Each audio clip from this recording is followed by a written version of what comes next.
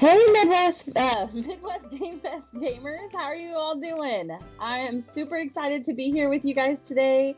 I'm going to talk about miniature painting and answer any questions that you guys have. Really, I'm just here for you all at this point, or if you guys want to talk about the pieces that you have painted, or if you want ideas on techniques or something, I am here for you guys to answer whatever questions that you guys might have. So I'm going to try and keep an eye on the chat for everybody and just see what things come up.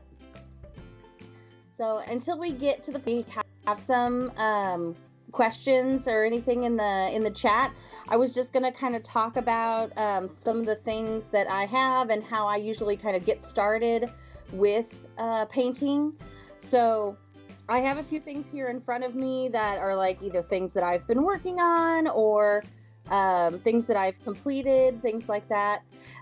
So some stuff that I have is like this owl bear I'm actually going to be painting tomorrow. So you'll be able to paint along with me if you want to join that painting session, that workshop.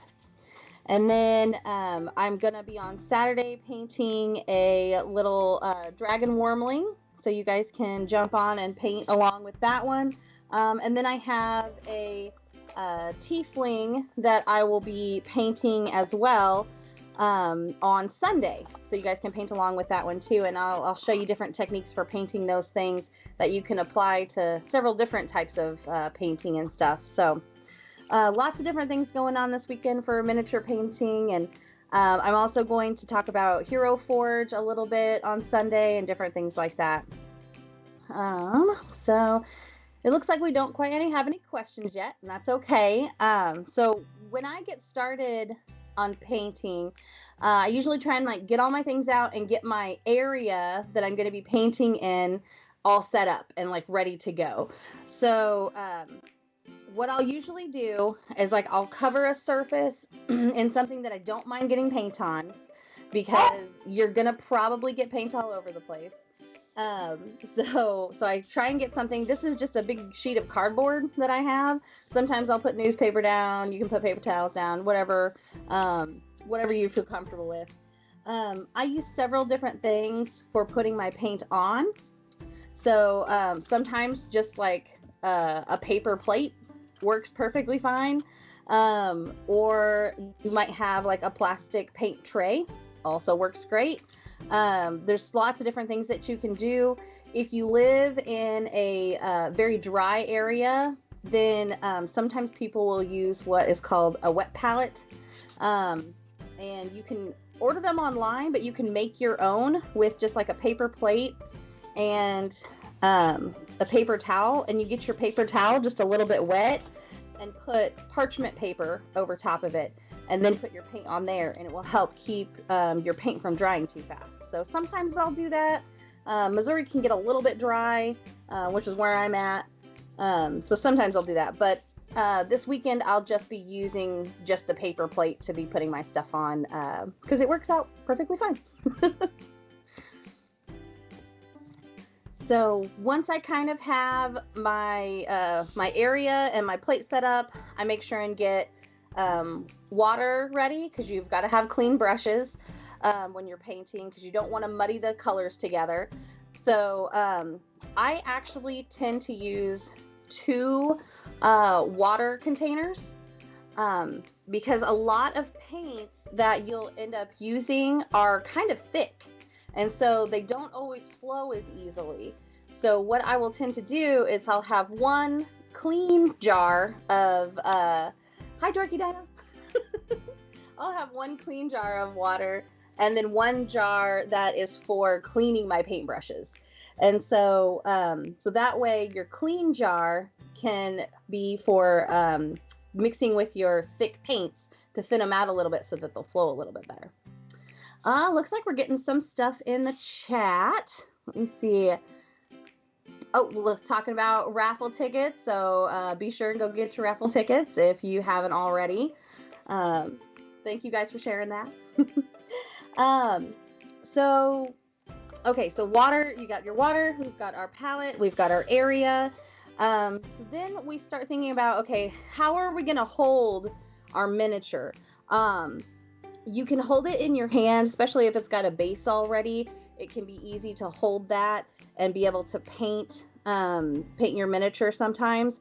But if you're like me, you get paint everywhere. And so it can be easier to put your miniature onto something so that you can hold that object and not get paint all over your fingers. And so that way it's a little easier to hold. Oh, we got a question. Oh, my favorite paints. Okay, so I kind of go back and forth for different things. My favorite ones that I feel like are easy to use is actually the Reaper's paints. They are the MSP Bones is what like most of mine are, but a lot of their Reaper paints are really good. I think they flow really well and I really like those ones. But I honestly, because of the different color palettes that all these different paints offer, I will go back and forth with different types of paints depending on like what catches my eye. Citadel paints are really nice. I also like with these ones that when you pop them open, they kind of have this little lip there, and instead of pinning my paintbrush down into it, I can just pull it off of the lip there. This is also really nice because then I don't have to actually have a palette either. I can get it right off of here. The drawback is that some of the Citadel paints or some of the other paints that you don't really put on a palette are kind of thick, and so watering them down can be a little tougher. So the ones that are droppers, where you can drop it straight onto your palette, you can mix with water a little easier to thin it out. So that's my take on paints. Okay, so no follow-up questions just yet. So talking back about how we are going to hold our miniatures, you can put your miniatures on these different types of things. So you'll notice I have several different things here that I use. Like this, these two things were like plastic containers from gum that I finished or whatever. You can use like a coffee pod. You can just put them right on the bottom of the coffee pod. Dixie cups. This is a lid to some juice that I had at one point or another. I don't remember what it was called. Tropicana, but Gatorade lids, all kinds of stuff. All of that stuff really works, and you can reuse it each time. This particular miniature, and when I painted this guy, I used this poster putty, and I just stick it right on the lid, and then push my miniature down onto it. Make sure you secure on there. And now I can turn this miniature however I want to be able to paint this. Some of these other miniatures, with these smooth plastic tops and things, I have actually super glued right onto them. And those ones, they just pop right off. So like on this one, popped it right off there, perfectly fine. And then he's ready for table gaming. So you can use whatever works best for you, whatever you've got lying around.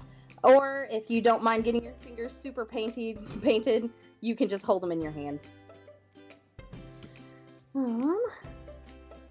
Okay, so that's how I would work on those ones. There's several different paintbrushes out there that you can use, and something that is kind of a misnomer or a myth, I guess, is that your paintbrushes have to be super thin and super small. But that's not necessarily the case. It can be useful in some cases, but I honestly use bigger brushes sometimes, especially, well, obviously when you're doing your first coat, that can really be pretty handy.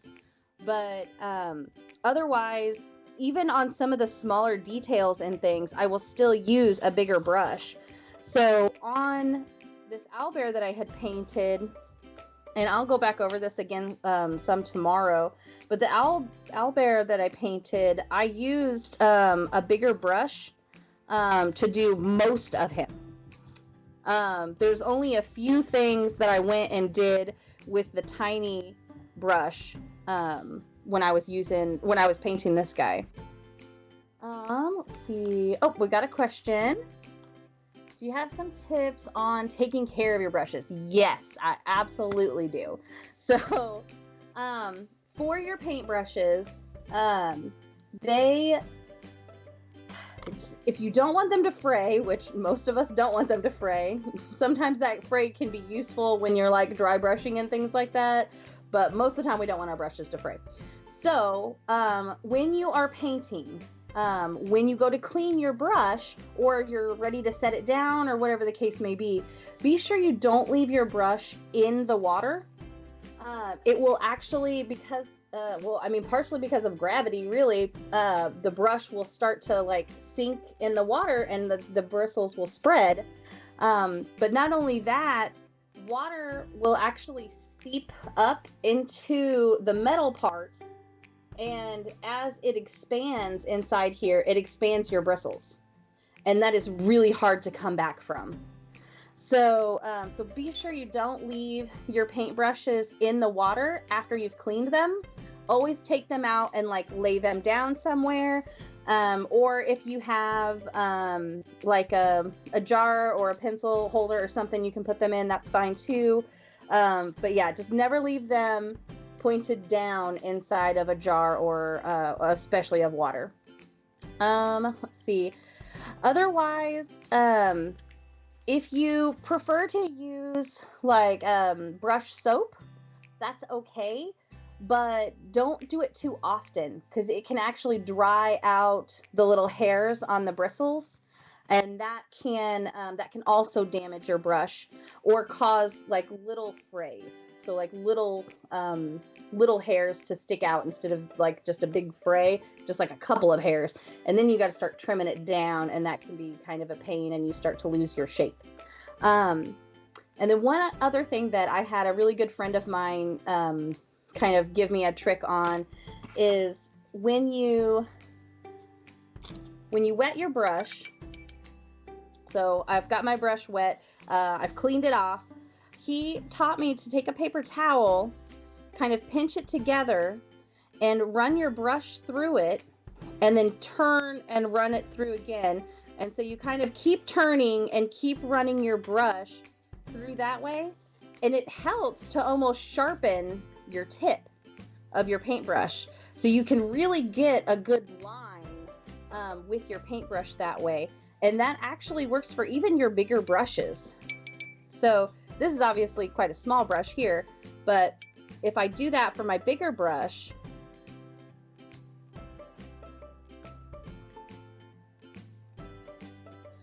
you'll notice that it was pretty wide, but now I have this nice clean tip here that for at least a few strokes will be very nice and very thin for me, and I can really get some good detail out of it, even though it's a thicker brush in itself. So, yeah, so those are some of my brush tips. Let's see. We've got some people mentioning about the donations that go to to some partners of ours. So be sure and check out those links. And I do want to mention, I should have mentioned this at the beginning, so terribly sorry to Tabletop, but you'll notice that my background is Tabletop, the miniature store. Well, it's not just miniatures, but Tabletop gaming store. And they are sponsoring a lot of the pieces that I'm going to be working with over this weekend. So they're sponsoring the miniature painting. So they also have lots of miniatures for sale and lots of paints. And they were super kind to bundle stuff for us. So the different miniatures that I'm going to be painting, they have bundled the paints that I'm going to be using in those miniature paintings, along with the miniatures that I'll be painting and using those with. So if you haven't yet, you might check that out. It might be a little too late for shipping, but if anybody's in the area, you could go pick it up at the store. But anyway, so they were really awesome. They've been fantastic to work with, and I really definitely appreciate them. Let's see, what else do we have on here? If you're enjoying the stream, be sure to check out partner channels. Yes, always be sure and check out. There's lots of different things going on at Midwest Game Fest, so we definitely want to share with you guys all the cool stuff that's going on. So, okay, so we just got a new question. Do you use primer on your minis? So that is a great question, actually. So there are some miniatures that I do use primer on, but a lot of the miniatures nowadays are that are coming out as plastic, I do not use primer on those because they're actually very well primed already. So, so like this baby dragon, I just took out of the box yesterday afternoon, and it was it's ready to go. Like I'm not going to do anything else to it other than start painting. And what I'm going to be doing this weekend is definitely more of tabletop painting. So we call it tabletop ready a lot of times. So it's ready, you paint it, and it's ready to go on the table, and you're not worried about like any fancy fanciness to it or any like cracks or anything. Even on this owlbear, you'll notice like some of the creases.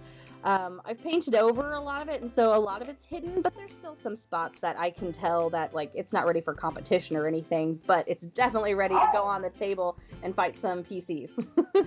So, but anyway, back to the primer question. So yeah, my plastic miniatures, I do not prime, but I do put like an undercoat on them. So I'll put like a solid coat of like a dark shadow color on them or something like that when I start to paint. But that's more of a technique to make sure that the creases have a good shadow to them rather than an actual primer. Now, metal miniatures, which I really do enjoy painting metal miniatures, I absolutely prime those. There's some really great sprays out there. I've even used just like off the shelf at Walmart white spray on them, or even black spray. Like a, let's see, I'm trying to think if there's not a particular brand of primer that I have really found that I'm super excited about. I know a lot of people do out there, so it might be worth Googling to double check that. But my metal miniatures, I usually give a good spray down, make sure that they are fully covered before I start adding paint. Because the acrylic paint in the miniature paints that we use, that most of us use, it will chip off of a metal miniature if it doesn't have a good primer underneath. The last thing about primer, and then I noticed we have another question there, which is kind of funny.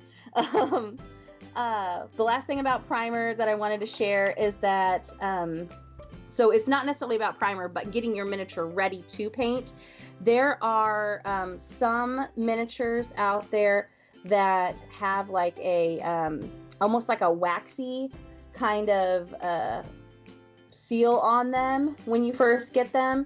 A lot of, if you ever get Reaper Bones miniatures, those ones have like a waxy kind of seal on them. So for those particular ones, I absolutely will wash them beforehand. I do not like putting paint directly on a Bones miniature because of that waxy seal. It just balls up and it like rolls off, and it's really hard to get the paint to stick. But if you just wash it with just normal hand soap, so just take it to the bathroom, wash it real quick with normal hand soap, let it dry, or you can take a paper towel and dry it off, then paint usually sticks right to it and you have no problems. I don't usually. Okay, so super important from Shadow Tool.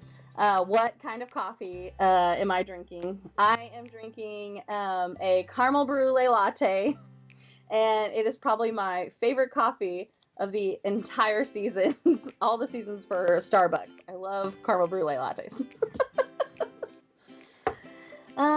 Let's see. Do you approach a table-ready miniature piece differently from a competitive? Oh, yes. Okay.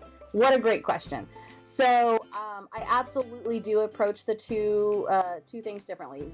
Tabletop-ready painting versus versus the competitive, or like if you want to put it into a competition of some kind.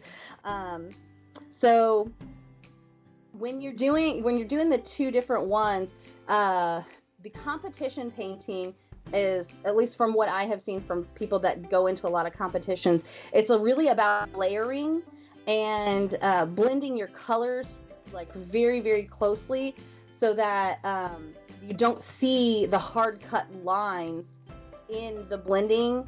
And you also really have to pay attention when you're going for like a competition or in shows and things like that. You have to pay attention to lighting. They always will talk about, for you to be able to get like a high level ranking in a competition, they'll always ask you, where is the lighting coming from?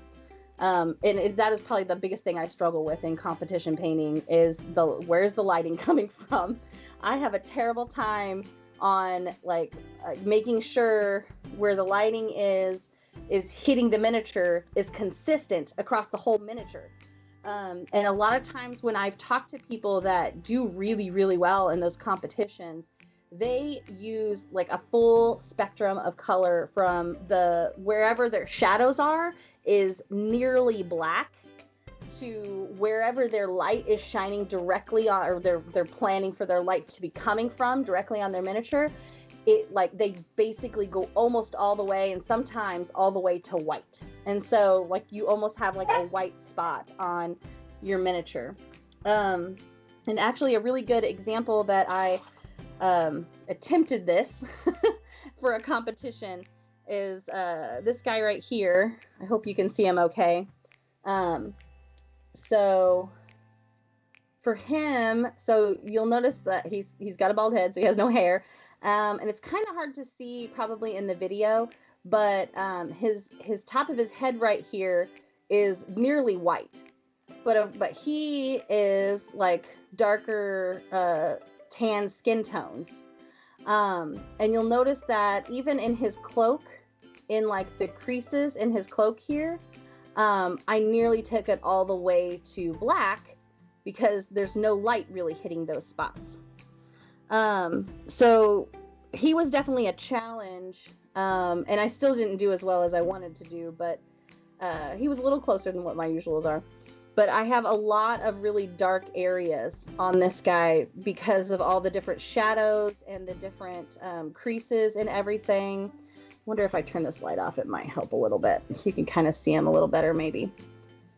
But anyway, so but this is a kind of a good example of like when you're trying to do something for a competition, you really have to like use a large variety of or different values in your painting, and really pay attention to where the light is coming from and how it's hitting that individual or the creature that you're painting, or whatever it is you're painting, when you're doing it for competition.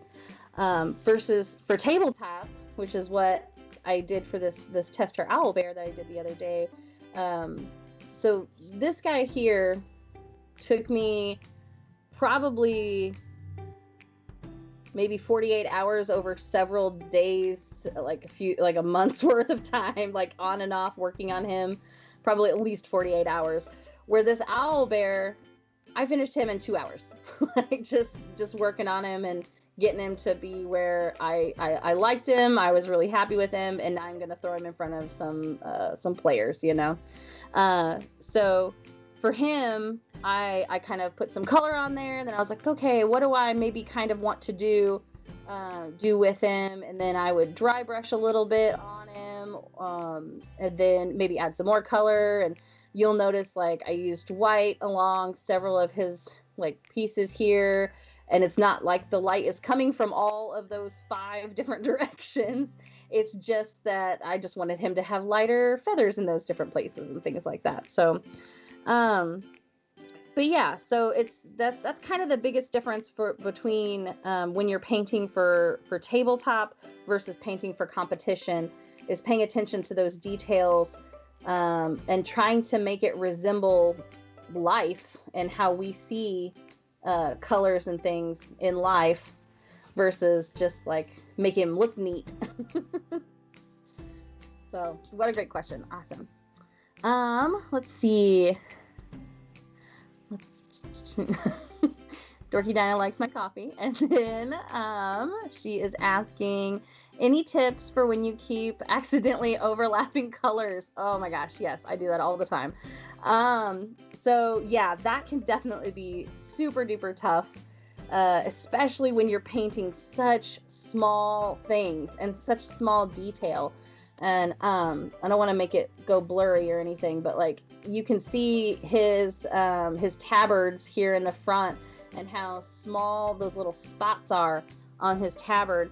And then even on his shield, it might be kind of hard to tell here, but I kind of put some like symbols on his shield, and I freehanded those. So that's a flat surface that excuse me, that I freehanded those little pieces on.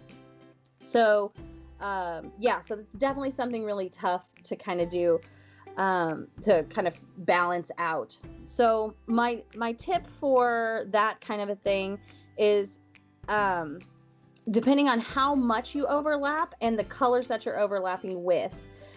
Sometimes if you have overlapped a light color like his cloak with a super dark color like his armor, it can be really challenging, and you almost have to just go back over the cloak and almost start that section, kind of basically start it again.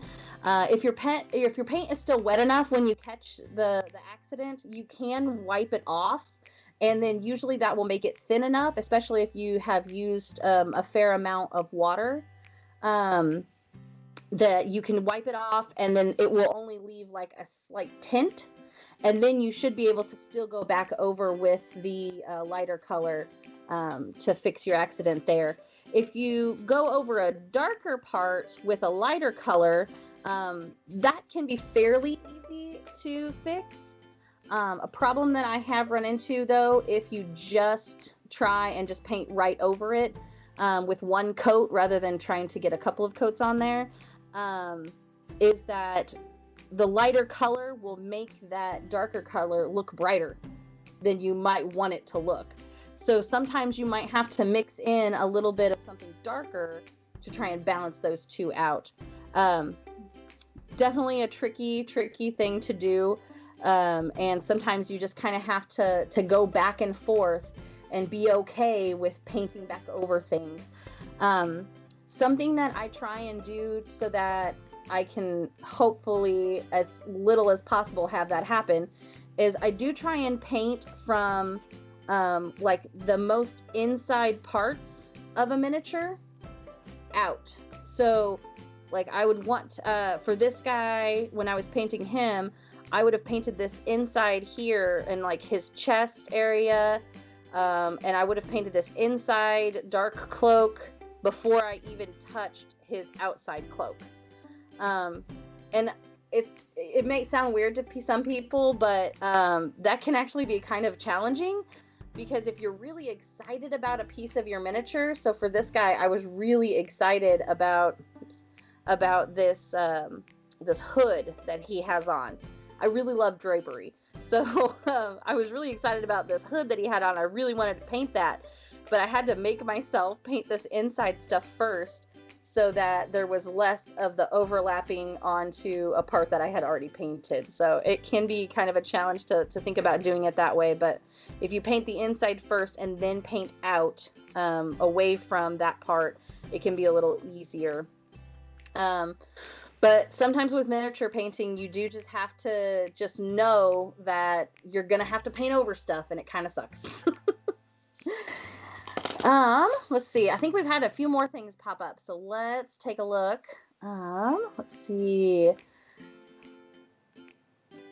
Oh, well, thank you on the freehand comment, Dorky Dino. Oh, tips for eyes. That's also a really great one. Eyes can be incredibly challenging, and I don't think you can probably see his eyes that well on this camera, but yeah, eyes are definitely really challenging. That is one of the few times that I do use a very tiny brush. So for my brushes, I do still like the longer brushes, but sometimes you might want one that is a little shorter, and it's gonna be a little tighter sometimes. But again, the technique that I was talking about earlier, and just in case anybody missed it, I'll go ahead and do it real quick. So if you get your paintbrush wet, and then pinch a paper towel, and then roll your paintbrush through that, turn, pull it through again, turn, pull it through again, until you're satisfied with it. You can get that really nice sharp point there, almost like sharpening your paintbrush. That can help get to a narrow point that you'll be able to kind of hit the eye a little easier. Another technique that I have been taught by some friends is forming a triangle to kind of be sturdier. And then also, I'm not going to do it right now because you won't be able to see it, but also, like, the closer you kind of hold it to your chest, the easier it can be to stabilize yourself. So if I was painting this guy's eyes, I've sharpened my paintbrush, and depending on the angle that works best for you, you might have his head away from you, or you might have his head like in your palm, depending on how you hold your paintbrush best. So like if he's in your palm or he's facing away from you and you hold your paintbrush, and you have put your palms of your hand together, it'll help stabilize your hands to be able to hit a smaller point a little easier. So I would do this, and I would probably have it closer to my chest if I was going to actually paint him. And then I would just barely touch his eye and just kind of brush over his eye area. And so when I do that, I want to have not finished the rest of his face. I always try and finish the face last, and I do the eyes first, because it can be super challenging to have like the perfect face completed, and then you go to do the eye and then blob all across his face. So I will often try and do his eyes first, and then probably his lips and underneath of his nose. If I'm gonna like try and be that detailed, I will do those parts first and then go back and do the rest of his face when I'm working on those. So that's how I would like cover the eye in general. So just kind of make sure your paintbrush is at its tip, get your hands sturdy, hold him whatever is comfortable according to how you hold your paintbrush, and then kind of brush over that piece. Then for the actual iris itself, what I will tend to do is I always try and have him, I try and look at the face on, and kind of think about where's he looking, and I'll turn the miniature according to like where I think that they might be looking. So if they're looking just straight on, then that's how I want to look at it. If he's looking to the side, so like he's looking out of the corner of his eye over here, I want to have that piece facing me. And so then that's where I kind of have an idea, okay, that is probably where his iris is going to be on this side. And then where do I see his other eye? And then I will place that eye according to like where I think this miniature is looking at. I hope that kind of helps with the eye question. If you need more details on that, please let me know. I know that is a very challenging piece of miniatures, and I'm still not fully happy with the way I do eyes, but I feel like I'm getting a little better at it the more I practice at it. And that might be something that you maybe try and do, is just like practice at eyes in general. And you could just take some plastic miniatures and like that's what you do on a couple of them, because you can always go back as long as you're using, you know, the thinner paint and not globbing it on. As long as you're using thinner paint, you should be able to go back over the eye a couple of different times if you need to. Let's see. I seriously hadn't considered starting from the inside parts. Yeah, it's one of those things where you think about it and you're like, oh, that makes sense to start from the inside and work out. But, you know, until I had some of my friends that I had gone to some conventions with say that to me, I had never thought about doing that. I'm like, oh, that makes so much sense. Start from the inside, you get those inside parts done, and then you can work out. So I'm glad that helped, Turkey Dino. I'm glad this is helpful. That's awesome. Let's see. Do we have any other questions? Thank you, Atomic Sunshine. I'm glad that's making sense. Awesome. Oh, preferred place to get my minis. Okay, so I, for a long time, like my favorite miniatures to paint were typically Reaper miniatures. And I do like to support local game stores. And so I will typically try and get mine through local game stores like Tabletop. And like I said, they're really awesome. They're super friendly. They have a super fun cat in the store. So they're a great game store. But I do really like Reaper miniatures. They have really great metal miniatures too that are pretty clean. And you just, there's a few places that you have to clean up yourself, but otherwise they always do very good with detail. And I love detail in my miniatures and having different things like the drapery or the deep feather inlines, this is not Reaper, but the deep feather inlines. I really like that kind of stuff, and having a lot of detail. So that being said, I do love Reaper miniatures, but the recent D&D miniatures that have come out from is it WizKids? I think it's where's the thing on here? Yeah, WizKids. So they have actually come out with some really impressive miniatures. I feel like I have really enjoyed some of their miniatures. Both their Pathfinder and their D&D miniatures have been really cool, really interesting. And they've been doing a better job over the last couple of years, or the last year or so, of really getting miniatures that have some good detail. And so so that's really fun. And the more detail that a miniature has, sometimes the easier it can be to paint. It might seem intimidating first, but it helps give you some depth to your miniature. And so sometimes that can be really nice to have all that detail so that you can have that depth without having to like do a bunch of freehand to make it seem like there's depth. But yeah, so that's my miniature take. Favorite miniatures to paint. I super love animals. I love animals and monsters. I love painting monsters. I have so many more monsters painted than I do people that it's crazy. So a couple of ones, actually this is one that I had, I can't remember if it was last year at Midwest Game Fest or maybe the year before, but this guy, he's kind of too big to even go into the camera view, kind of, but this guy, I loved painting him. He was so much fun. And I put so much detail into like each of his little scales and his teeth, and his bigger eye was much easier to paint than this little person's eye. So that was also really fun to kind of play with those different techniques. And then his base was a lot of fun too, because there's all these different things that are kind of going on it. That's always fun. I always enjoy painting different little things like that. Let's see. I also painted, this guy is also big, but I also painted this spider that I had a lot of fun with.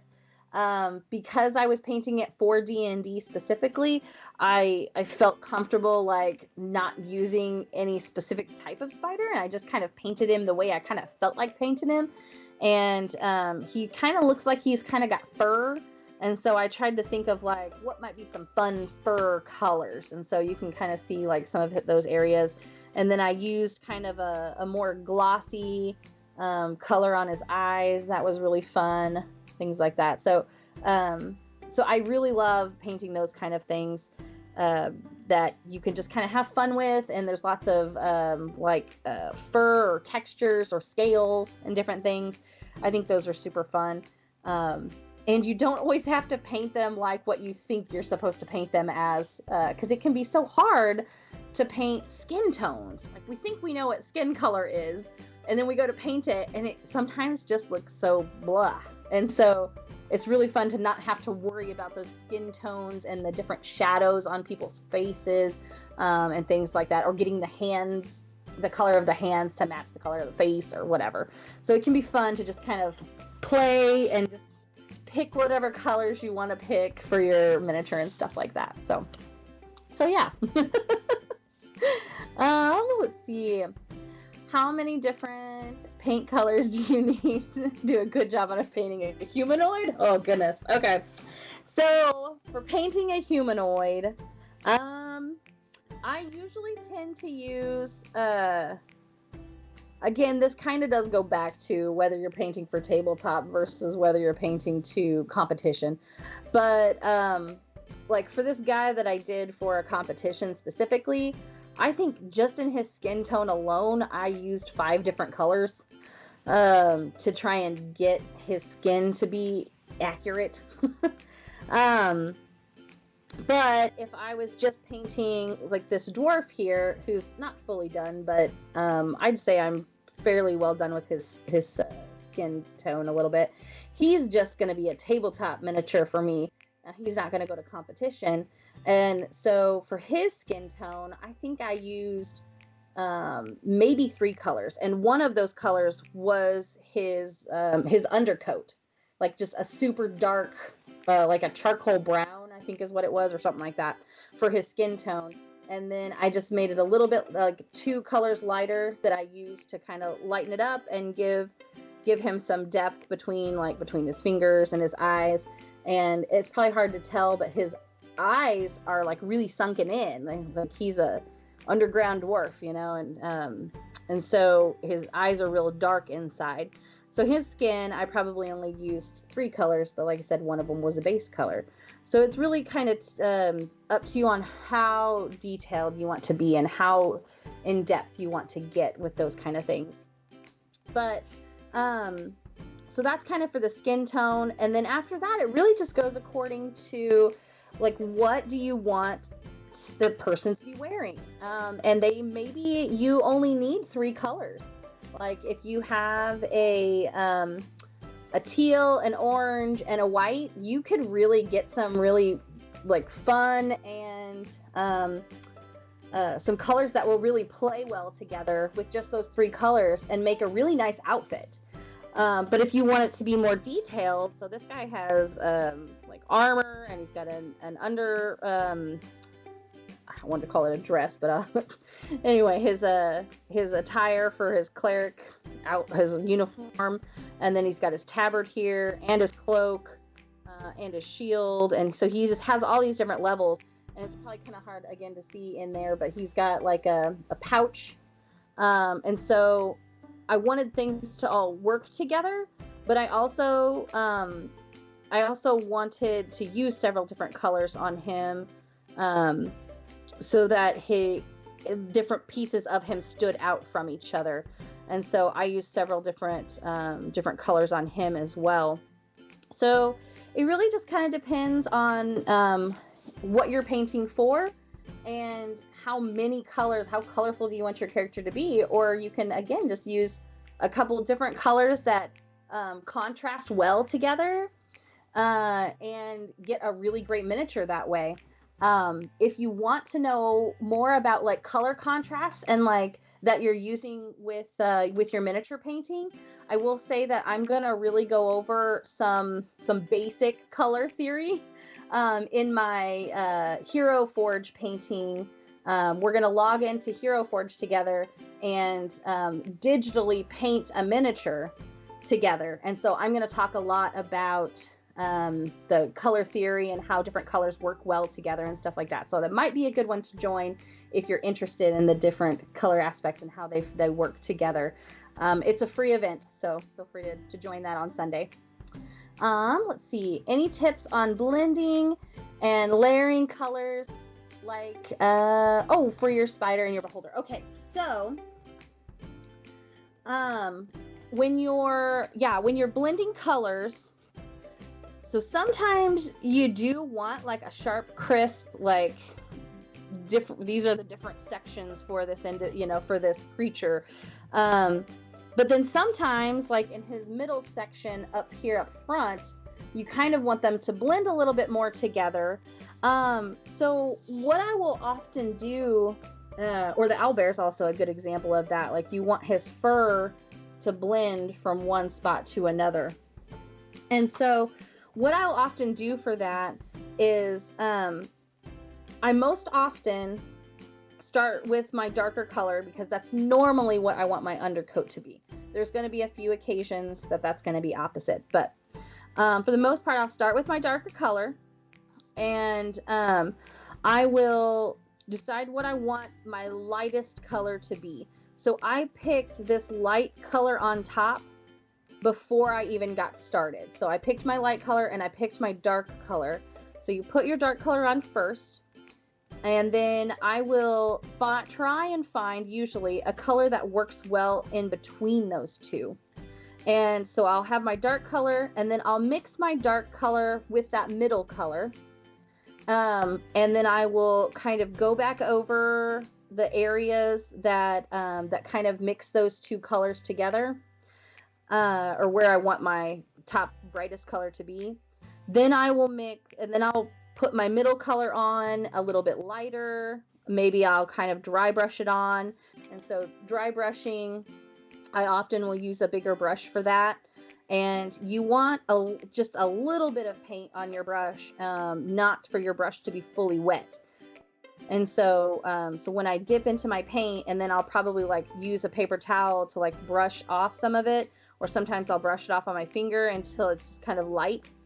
And then I will run across the grain of the texture of the creature and kind of do that.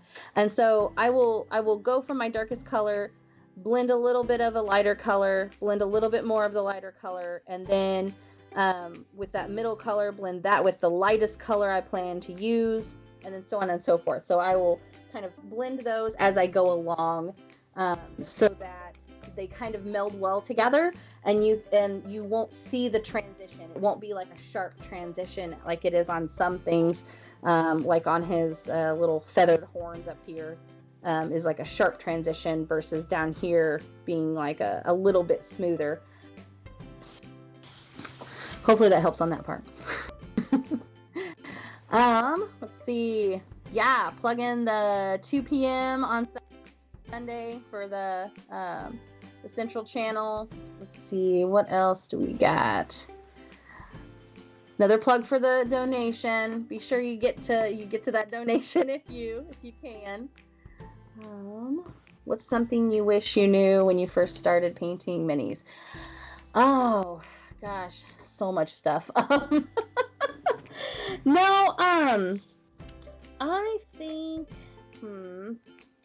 brush care is definitely one of the things, which we did cover some stuff on here.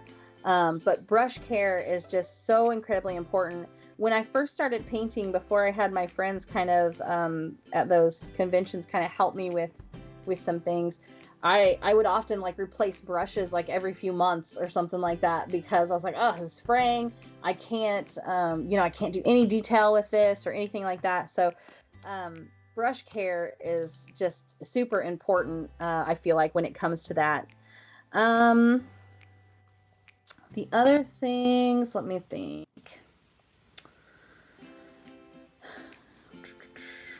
Yeah, I honestly think like brush care is just such a huge piece of things, and can be super costly. I think maybe the other thing that I would have liked to have maybe known was about adding water to the paint sometimes, because gosh, they just are so thick, and I never thought about how, you know, like you kind of think, how do I water this down? But I always just assumed that adding water to it would make it too runny, and that's just not, you know. So what I was told on how to do that, if I was worried about my paint being too watery, is you put your paint on your palette wherever you plan to use it, and then you take a paintbrush, you dip it in the water, and instead of drying your paintbrush off, you let the water from your paintbrush drip into the palette to mix with your paint. So usually what I'll do is for each drop of paint that I use, I'll do 1 drop from my paintbrush of water. And that has really been a very useful pattern for me to be able to get the right amount of water with my paint, because I'm always worried about my paints being too watery, because most of you probably know that if it's too watery, it's just going to fall into the creases, and then you don't have a miniature that's painted, you just have creases in your miniature. And so that can also be a pain in the rear. So yeah, I think how to add water to my paints and how to take care of my paintbrushes are some of my top things. Your raffle tickets. Let's see. What is the oldest unpainted mini you have, and why hasn't it been painted? Oldest miniature that I have unpainted. So, the cheating thing that I would answer is that I bought some miniatures that someone else was selling from 1960, I think is when they were made, or maybe 1970. But I have those ones, and they are unpainted because I have so many miniatures to paint. So that's my cheater answer. But the oldest one that I have personally bought myself, I think the oldest one that I have bought myself is a dragon. I think it's either a blue dragon or a red dragon. I can't remember which one, but it's a dragon. And I think the biggest reason I haven't painted it yet is because I'm nervous that I'm going to mess it up. Dragons are my absolute favorite, and I have a ton of unpainted dragons. And actually, so this guy's not old, he's pretty new, but I'll go ahead and show him to you. I have not touched this guy yet.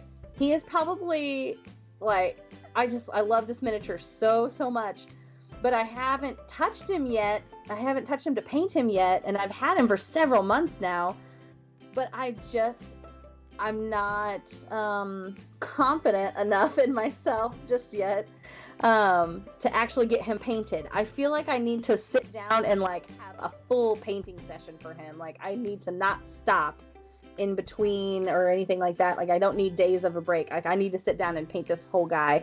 He just has so much detail in him and so many scales and different things that I want him to be perfect because I love him so much. And I think that's probably why I have miniatures that are unpainted, is because I'm scared to paint them.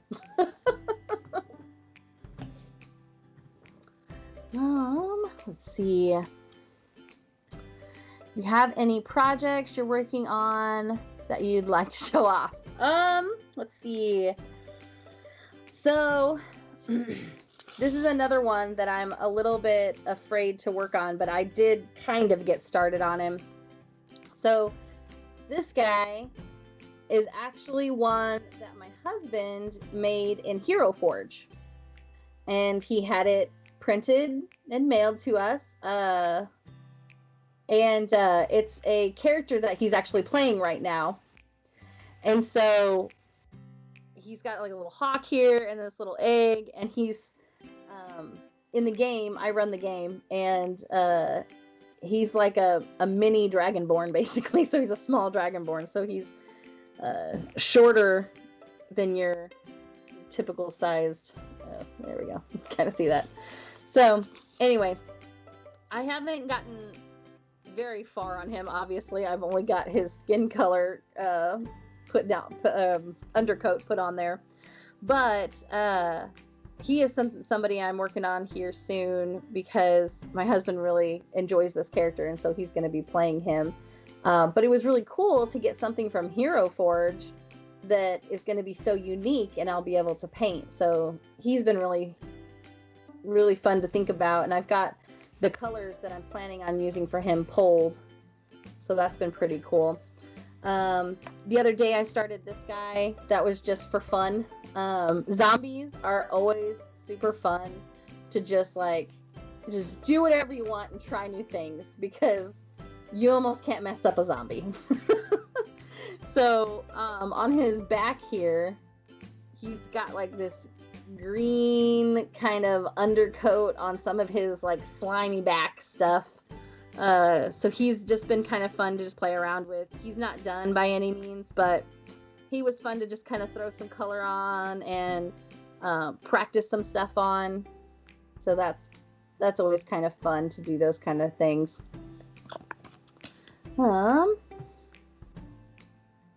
Oh gosh.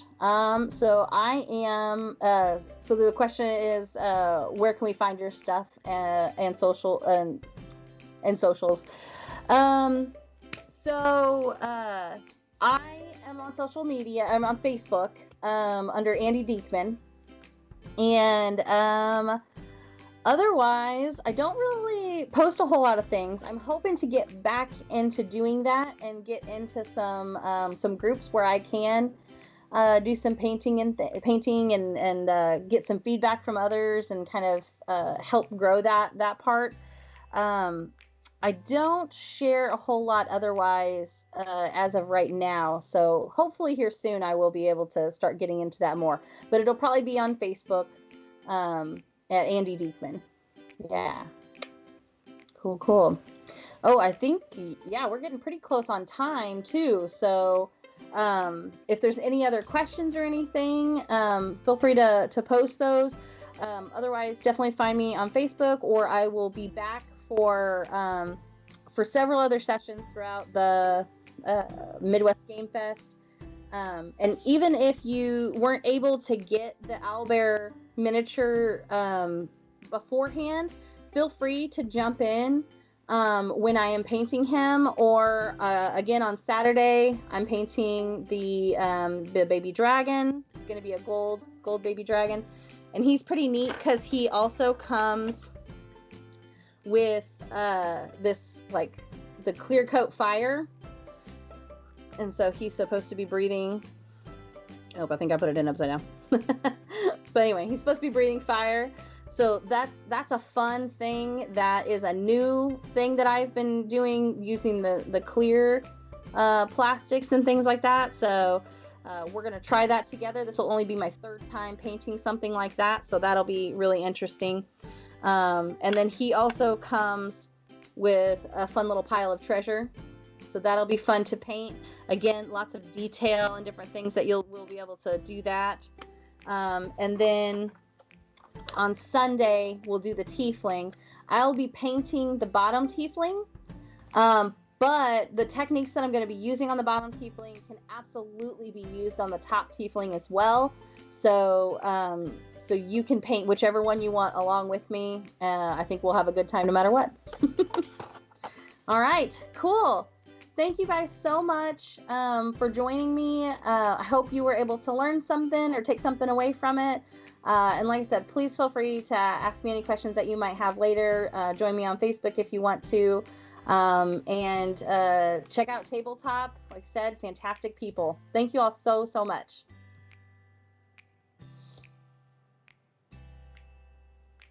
Thanks, Storky Dino. Thank you, Shadow Tool.